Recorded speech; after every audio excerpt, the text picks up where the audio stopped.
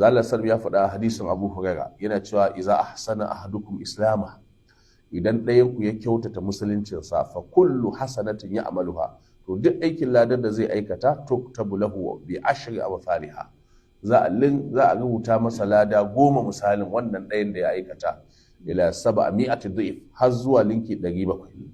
wa kullu sayyi'atin ya'maluha, duk wani aikin zunubi da zai aikata tuktabu lahu bi mithliha, za a rubuta mishi zunubi ɗaya misalin abin da ya aikata, hatta yalqa Allah azza wa jal, har ya haɗu da Allah mabuwayi mai girma. Haka nan hadisin Suwaid, hadisin Abu Zar radiyallahu anhu, ina cewa manzon Allah sallallahu alaihi wasallam yana cewa